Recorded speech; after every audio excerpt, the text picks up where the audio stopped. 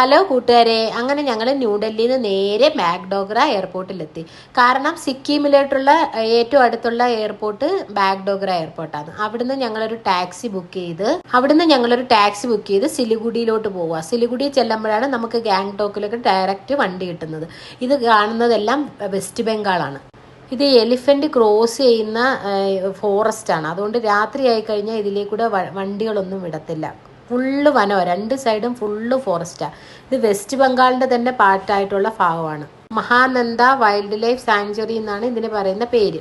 ഇത് ക്രോസ് ചെയ്ത് വേണം നമ്മൾ സിക്കിമിലോട്ട് കിടക്കാനുള്ളത്. ഇതിന്റെ ഇടയ്ക്ക് വെച്ച് വണ്ടികളൊന്നും നിർത്താൻ പാടില്ല. നിർത്തിയാൽ ഭയങ്കരമായ പണിഷ്മെന്റ് ആയിരിക്കും കിട്ടുന്നത്. കാരണം വന്യജീവികളുടെ പ്രൊട്ടക്റ്റ് ചെയ്യുന്നതിന് വേണ്ടിയിട്ട് ഹോൺ അടിക്കാനും അമിതമായ സൗണ്ടിൽ ഹോൺ അടിക്കുക, വണ്ടി നിർത്തുക, ഇങ്ങനെയുള്ള കാര്യങ്ങളൊന്നും സാധിക്കത്തില്ല ഈ റോഡിൽ. ഇത് കഴിഞ്ഞിട്ട് വേണം നമുക്ക് സിക്കിമിലോട്ട് കയറാനായിട്ട്.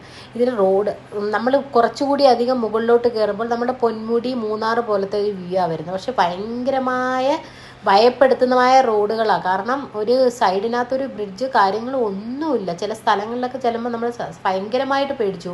അതിനിടയ്ക്ക് തന്നെ കുറേ റോഡ് പണികളും കാര്യങ്ങളും ഒക്കെ വരുന്നുണ്ട്. എനിക്ക് ആ റോഡ് കണ്ടിട്ട് ഒരു തരത്തിലുള്ള ഒരു പ്രൊട്ടക്ഷനും കാര്യങ്ങളും ഒന്നും ഇല്ലാതായിട്ട് നടക്കുന്നുണ്ട്. ഇതൊക്കെ കണ്ടോ, സൈഡിലൊന്നും ഒന്നുമില്ല. വളരെ ശ്രദ്ധിച്ച് വേണം നമ്മൾ വണ്ടി ഓടിക്കുക. അതുപോലെ നമ്മൾ ടൂറിസ്റ്റ് വണ്ടികൾ പിടിക്കുമ്പോൾ തന്നെ നല്ല നല്ല വണ്ടികൾ നോക്കി, നല്ല പുതിയ വണ്ടികൾ നോക്കി തന്നെ നമ്മളത് ബുക്ക് ചെയ്ത് പോകാനായിട്ട് ശ്രദ്ധിച്ചോണം.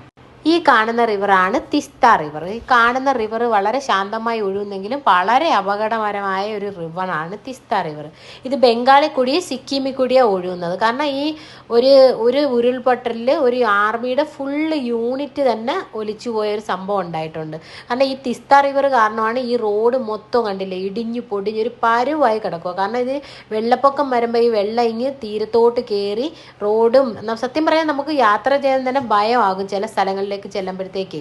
ഇത് കണ്ടോ, കുഴിഞ്ഞു കിടക്കുക. കാരണം അവിടെയൊന്നും സൈഡിലൊരു വരിയോ കാര്യങ്ങളോ ഒന്നുമില്ല. വളരെ ശ്രദ്ധയോടുകൂടി വണ്ടി ഓടിച്ചില്ലെന്നുണ്ടെങ്കിൽ വളരെ ബുദ്ധിമുട്ടായിരിക്കും. കാരണം നമ്മൾ വണ്ടികളൊക്കെ വിളിക്കുമ്പോൾ നല്ല എക്സ്പീരിയൻസ് ഉള്ള ഡ്രൈവർമാരും, അല്ലെങ്കിൽ നമ്മൾ തന്നെ യാത്ര ചെയ്യാനായിരിക്കാണ് നല്ലത്. കാരണം എക്സ്പീരിയൻസ് ഉള്ള ഡ്രൈവർമാരെ കൊണ്ട് യാത്ര ചെയ്യിക്കുന്നതായിരിക്കും നല്ലത്. പിന്നെ അവിടെ നിന്ന് വയറ് നല്ലതുപോലെ വിശന്ന് കയറിയത് ഒരു ബംഗാളി കടയിലാണ്. ബംഗാളി കടയിൽ കയറിയിട്ട് ചോറും എല്ലാ ഉരുളൻകിഴങ്ങ് തന്നെ, മൊത്തത്തിൽ ഉരുളൻകിഴങ്ങ് മയം തന്നെയായിരുന്നു. അത് ഉരുളൻകിഴങ്ങ്, പിന്നെ ഉരുളൻകിഴങ്ങ് പൊരിച്ച് തന്നിട്ടുണ്ട്, പിന്നെ ഡാല് കറി, പിന്നെ ആ സൂപ്പ്. ഞാൻ വിചാരിച്ച് രസമാണെന്ന്, അത് രസമല്ല, സൂപ്പാണ്.